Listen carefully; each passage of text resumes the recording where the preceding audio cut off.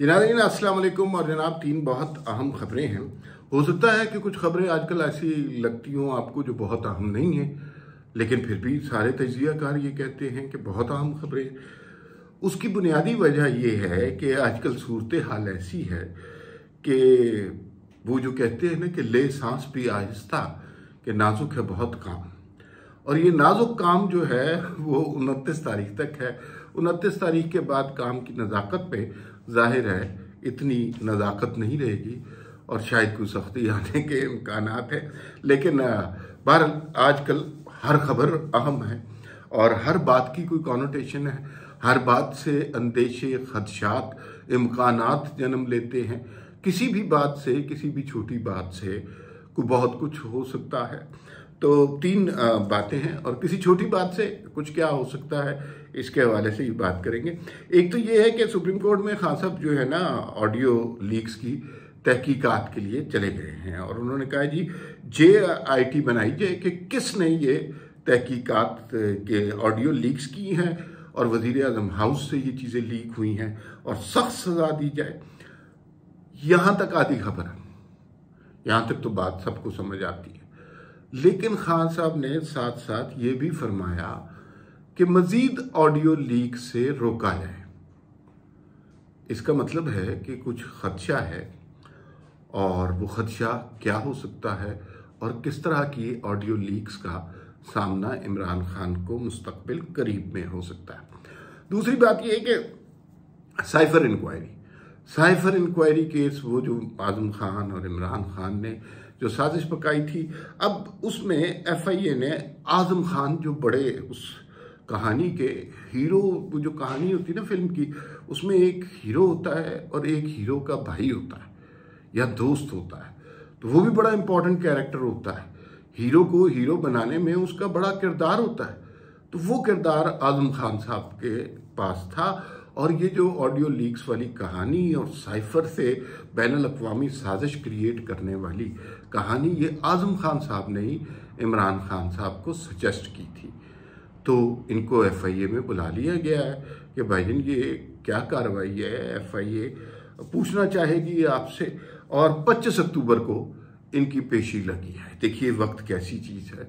ये आजम खान साहब किसी MNA, किसी MPA, किसी वज़ीर, किसी सेनेटर को नज़दीक नहीं फटकने देते थे। एक दफ़ा ये भी खबर चली कि शाह महमूद कुरैशी और आजम खान की लड़ाई हुई, कोई थप्पड़ भी मारे गए।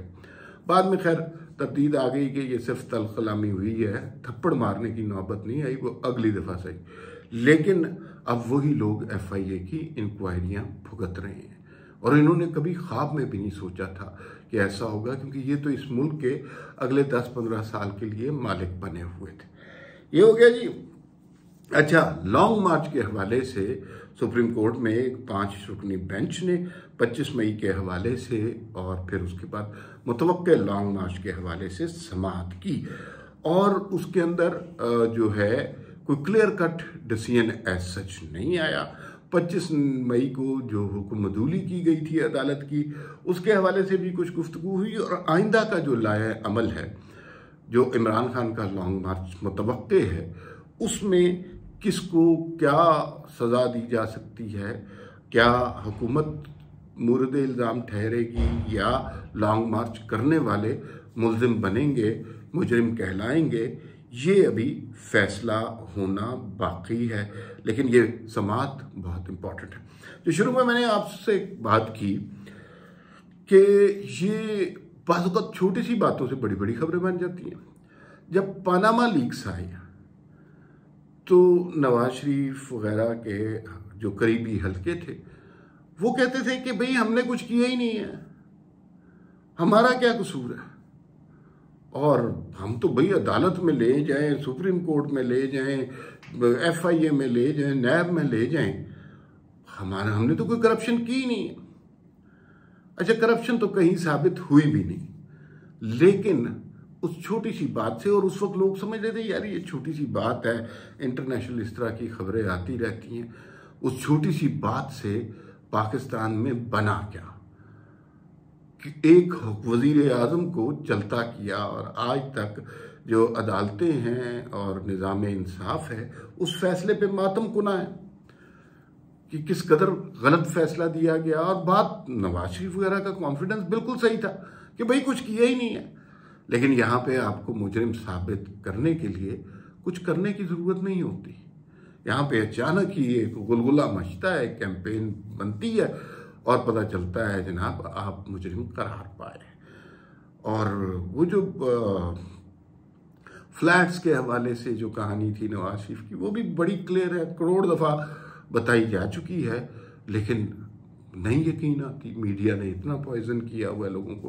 खैर, ये उस हवाले से बात थी कि छोटी सी बात से बड़े बड़े बतंगड़ बन जाते हैं। ऑडियो लीक्स के हवाले से सुप्रीम कोर्ट में खान साहब ने फरमाइश की है कि JIT बनाई जाए, किसने लीक्स की हैं और किसने उनको सजा दी जाए।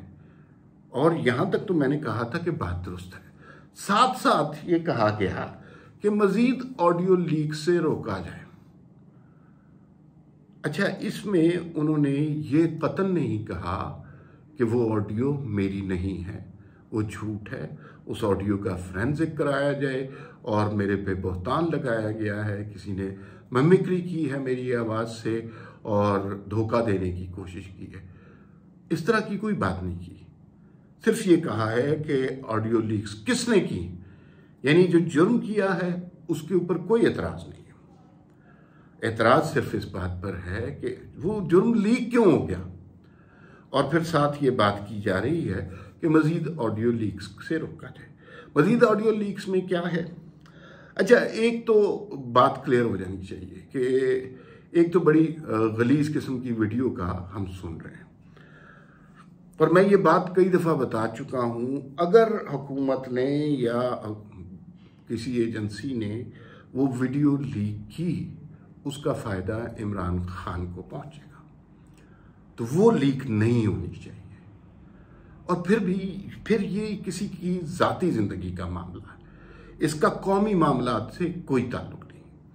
लेकिन ऑडियो लीक्स के हवाले से, अच्छा, खान साहब वैसे बड़े दिलेर बनते हैं, बड़े नर्व्स हैं उनके, जिस तरह वो सीधा इस्टेब्लिशमेंट को क्या कुछ कह रहे हैं। कुछ तहरीके इंसाफ के करीबी ज़राए से बात हुई, कोई एक ऑडियो है जिसका ताल्लुक उस किस्म के कंटेंट से नहीं है जिस किस्म की वीडियो के बारे में बात हो रही है, या जिसके बारे में कुछ वज़रा कह चुके हैं कि हमने देख ली है और ये वो नहीं है। कोई एक ऑडियो लीक है और उसके हवाले से इमरान खान बहुत परेशान है। वैसे वो नहीं परेशान होते इन बातों पर, और उस लीक के हवाले से, मुतवक्के लीक के हवाले से वो बहुत परेशान है और वो चाहते हैं कि वो बात सामने ना आ जाए। वो बात अगर सामने आ गई तो यकीनन कोई बड़ा खतरा या इमरान खान ने जो अपना नैरेटिव बनाया उसको बहुत बड़ा धचका लगेगा।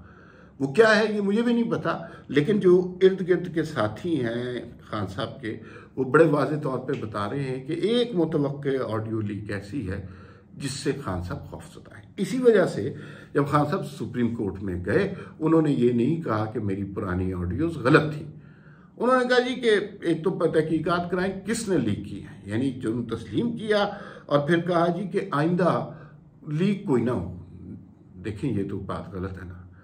तो वो पता नहीं कौन सी ऑडियो है और कौन से कौमी राज उसमें खुलेंगे, वो तो जब ऑडियो आएगी तब भी देखिए। साइफर इंक्वायरी आपको पता ही है कितना बड़ा ड्रामा किया। आजम खान दस्ते रास्त थे, बेसिकली प्लानर थे, आर्किटेक्ट थे साइफर के, और उन्होंने एक प्लान खान साहब को पेश किया और खान साहब ने कहा इस पर हम खेलेंगे।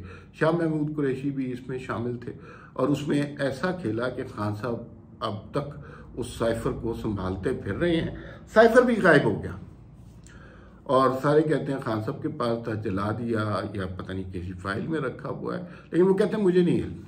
तो ये बहुत बड़ा मसला बनेगा खान साहब के लिए साइफर वाला, क्योंकि साइफर मुल्क की सलामती के साथ खेलना था। डायरेक्टली अमेरिका को धमकियां जबकि कोई हुआ ही नहीं है, तो वो काफ़ी ख़तरनाक बात है। आजम खान साहब को जब पेश की, अमूमन देखा गया है सियासतदान जो होते हैं ना वो ज़रा थिक स्किन्ड होते हैं, उनको जेल शेरे कुछ नहीं कहा जाती। जो ब्यूरोक्रेट होते हैं वो इतने थिक स्किन्ड नहीं होते। तो 2-4 इंक्वायरियों गिरफ्तारियों में वो अमूमन सच बोल देते हैं या वादा माफ गवाह बन लेते हैं। तो वो भी सिचुएशन देखनी है आज़म खान किस तरह रिएक्ट करते हैं। 25 मई के हवाले से जो सुप्रीम कोर्ट के 5 रुकनी बेंच ने लॉन्ग मार्च के हवाले से बात की, उसमें एज सच कोई कंक्लूसिव चीज़ नहीं नजर आई। उन्होंने कहा जो भी कानून तोड़ेगा उसके खिलाफ कार्रवाई की जाएगी, किसी की को भी कानून की खिलाफ वर्जी की इजाज़त नहीं दी जाएगी। अब इससे मुराद समझ नहीं आई क्या है। इससे मुराद ये भी हो सकती है खान साहब लाहौर लश्कर लेकर जब इस्लामाबाद पर हमला करेंगे, जो जगह उन्हें दी है उस जगह से आगे निकलेंगे तो फिर उनके ऊपर कार्रवाई होगी। इस पे कार्रवाई एंगल ये भी हो सकता है कि हुकूमत अगर उस लॉन्ग मार्च को रोकने के लिए लाठीचार्ज, टीयर गैस और ड्रोन से टीयर गैस फेंकेगी तो वो भी कहीं ना कहीं तहरीक इंसाफ चला सकती है कि पुरअमन एहतजाज के ऊपर हमला किया गया। तो ये अभी लिम्बो में है और इसकी कार्रवाई अभी आगे बढ़ेगी। लेकिन आप देख रहे हैं और मेरा तजिया यही है कि कहीं 25 अक्टूबर की अगली डेट डल गई, कहीं 31 अक्टूबर की अगली डेट लग गई, फिर ये 5 नवंबर, 10 नवंबर, 15 नवंबर इस तरह की डेट्स दी जाती रहेंगी मुख्तलिफ फैसलों के सिलसिले में। मुझे यूँ लग रहा है कि टाइम गेन किया जा रहा है। खान साहब को अगले आर्मी चीफ की तैनाती से पहले पहले लॉन्ग मार्च से रोका जा रहा है और वो इसलिए कि जनरल बाजवा को एक बाइज्जत एग्जिट मिलने की ख्वाहिश है और नए आर्मी चीफ जो आएंगे वो फिर अपनी पॉलिसी स्ट्रेटजी खुद ही डिसाइड करेंगे। उससे पहले पहले कोई इंतशार नहीं चाह रहा, कोई मारपीट धूम धड़क्का नहीं चाह रहा। तो उसके लिए टाइम गेन किया जा रहा है, तो एक एक हफ्ता आगे, एक एक हफ्ता। और खान साहब का भी लॉन्ग मार्च का नैरेटिव अभी ज़रा ढीला ढाला सही है और लेट्स सी होता है कि नहीं होता। अभी कुछ क्लैरिटी नहीं है लॉन्ग मार्च के हवाले से। खैर फिलहाल कितना ही, फिर मुलाकात होगी। अल्लाह हाफिज़।